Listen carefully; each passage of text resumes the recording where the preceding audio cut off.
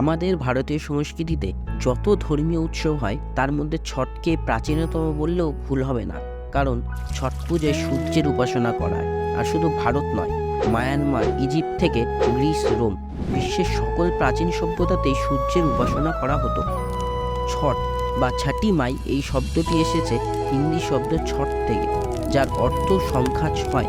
এই উৎসবটি হিন্দু পঞ্জিকার কার্তিক মাসের ষষ্ঠী তিথিতে উদযাপন করা হয়, সাধারণত যা অক্টোবর বা নভেম্বর মাসে পড়ে। এই দিনটি সূর্যদেবের পূজার জন্য বিশেষভাবে পবিত্র বলে মনে করা হয়। সন্ধে আরব মানে তৃতীয় দিন।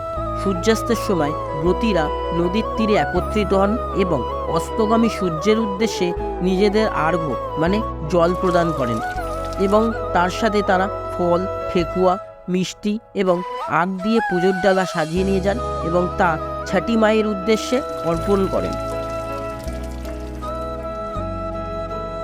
উষা আর্ঘ্য মানে চতুর্থ দিন। শেষ দিনের পুজো হয় সূর্যোদয়ের সময় এবং ব্রতীরা নদীর জলে দাঁড়িয়ে উদীয়মান সূর্যের উদ্দেশ্যে প্রার্থনা করেন তার পরিবার ও সন্তানেদের মঙ্গল কামনার জন্য, এবং 36 ঘন্টার কঠোর উপবাস শেষ করেন এবং প্রসাদ আত্মীয় স্বজন ও বন্ধুদের মধ্যে বিতরণ করেন।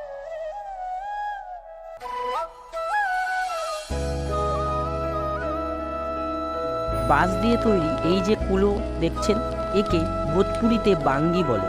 আর ব্রতী এই বাঙ্গি করেই ছাটি মাইকে প্রসাদ দান করেন।